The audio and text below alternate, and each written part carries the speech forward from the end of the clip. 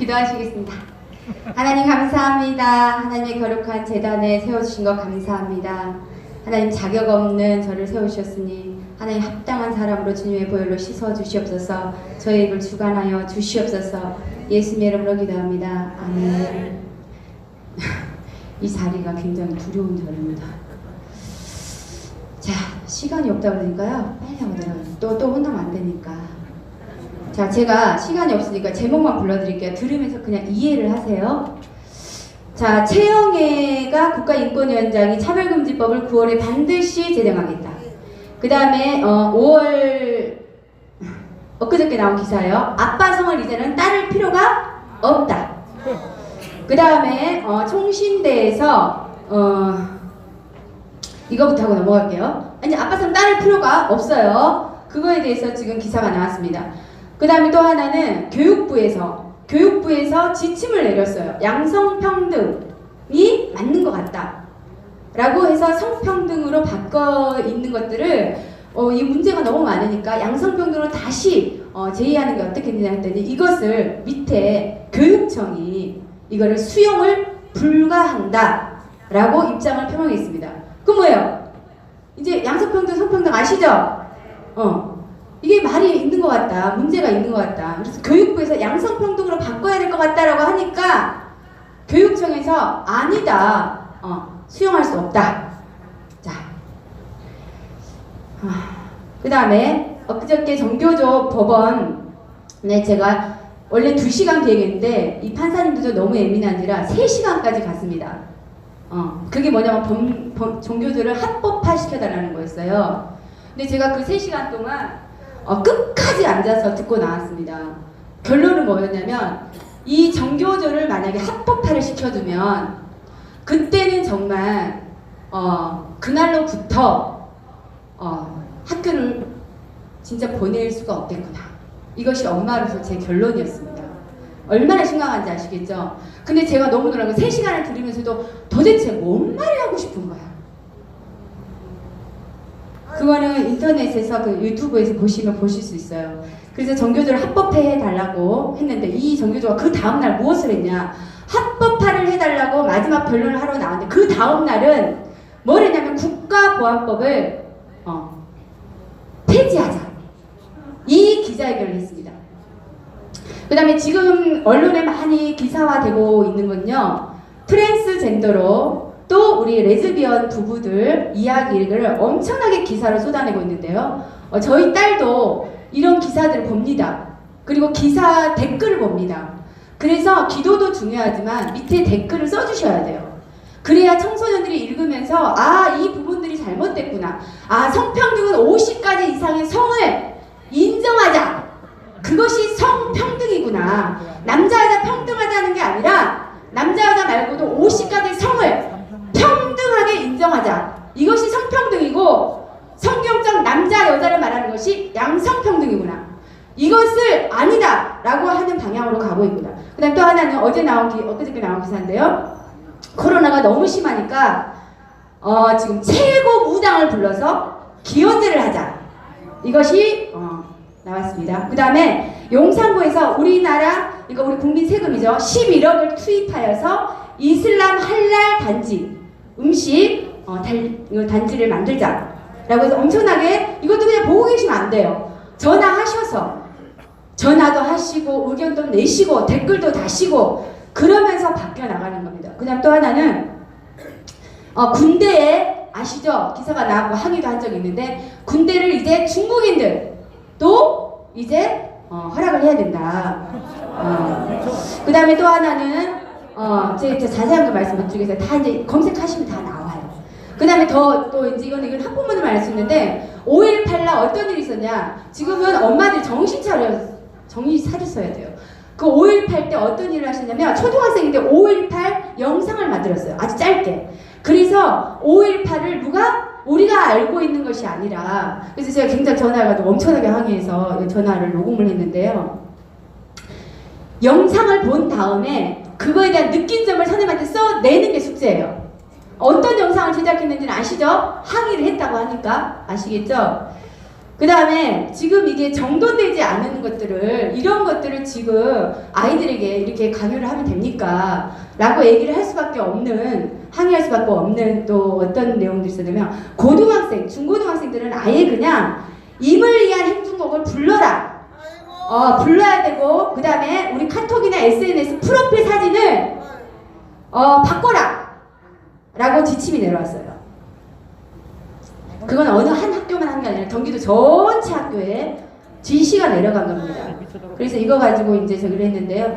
그 다음에 그 포괄적 차별금지법안은 사실은 이제 뭘 할 수 있겠습니까? 그쵸? 근데 거기에 차별금지법 안에 그러면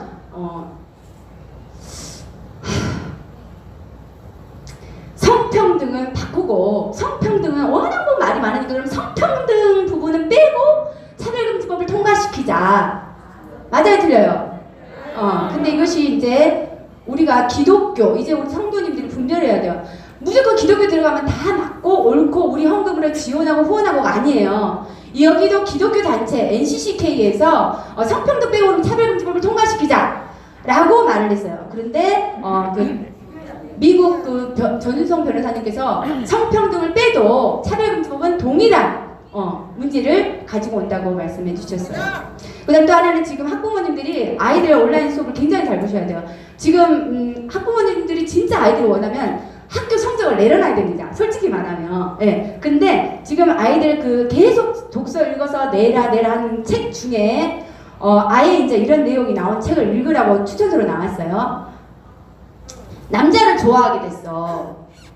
남자를 좋아하게 됐는데 이거에 대해서 어떻게 해야 될지 모르겠다. 이런 내용들에 대해서 나와 있는 책을 추천서로 학교에서 내줬어요, 아이한테. 이 책을 읽어서 이제 뭐예요? 저기를 써서 내야 돼요. 그 다음에 우리 영만서 원장님이 동성애 반대 이런 문제점이나 이런 어떤 그런 부분을 치유하는 부분들을 정말 헌신적으로 하시는데 이번에 지금 고발을 해서 법정에 세웠습니다. 이거에 대한 반대하는 것들을 또 우리가 좀 협력을 해야 됩니다. 그 다음에 또 하나는 학교에서 지금 이제 등교 얘기가 나오고 있잖아요. 그런데 저희 주변에도 현직 선생님들이 많으세요. 근데 선생님들이 대안이 없습니다. 학교에 대안이 없어요. 근데 중요한 건 엊그저께인가 기사가 나왔는데 아이들이 마스크를 오래 낄 수 없기 때문에 이제서야 보면 그 마스크 끼고 있는 것에 대해서 대안을 연구하겠다라고 나왔습니다. 그러면 대책이 있어요, 없어요? 없는 상태에서 첫날 애들 다 어떻게 했습니까? 다 119 실려갔죠. 그런데 지금 이런 상태에서 우리 초등학교 아이들 학교 보내면 어떤 일이 벌어질지 불보듯 뻔하죠. 그 다음에 또 하나는 이제 제가 이제 여기서 끝내야 될 것 같아요. 자, 마지막 하나만 하고, 자, 고등학교에서 가제물을 내줬는데요. 제가 잠깐 읽어드리고 내려가겠습니다. 우리가 처음 키스하거나 볼을 비볐을 때 성기에 뚜렷한 반응이 오는 것을 느꼈다. 만약 나의 애인이 다른 사람의 아기를 갖고 있다면 그 아기를 내 자식처럼 보살펴 줄 것이다. 뭐 등등등 이런 내용들을 숙제로 내주고 그 다음에 이거에 대해서 아이들에게 숙제 과제물을 요청했습니다.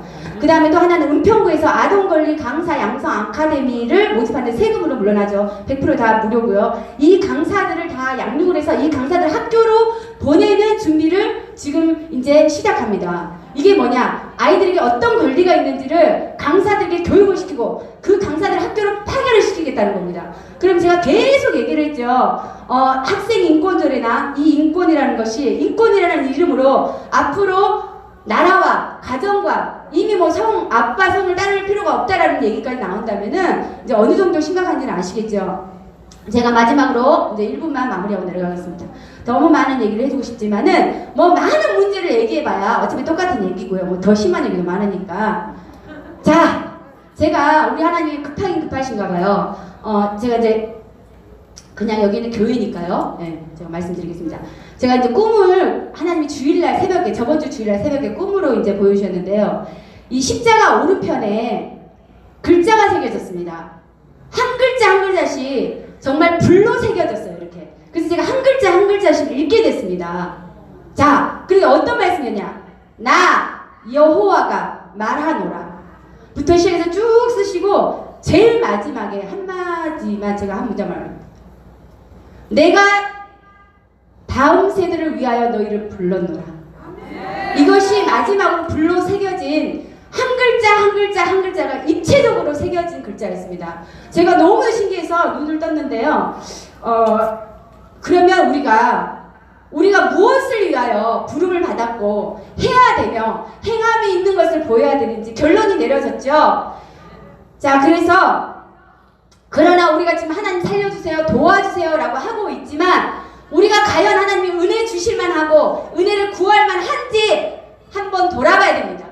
각자의 위치에서 우리가 지금 하나님 도와주세요, 살려주세요 라고 하고 있지만 우리가 정말로 부름받은 성도로서 또 정말 내 자식을 사랑하는 대한민국의 국민으로서 어미 아버지로서 정말 할 일을 하고 있는지 자문해 봐야 됩니다. 우리가 이렇게 말은 하고 있지만 지금 염한수 원장님을 고발해서 법정에 세우고 그 다음에 정말 성경적인 것을 얘기하고 가르치는 교수를 가감없이 잘라버리고 해임시켜버리고 우리가 이런 것들을 하면서 하나님 살려주십시오. 과연 하겠습니까? 그래서 아까 좀 전에 택시 타고 오는데 머리가 다 벗겨지신 어르신이 저한테 지금 말씀을 하시더라고요.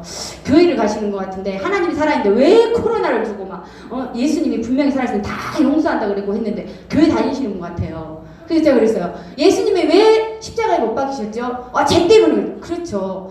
죄 때문에 죽은지라면 죄를 짓기 싫어지는 겁니다.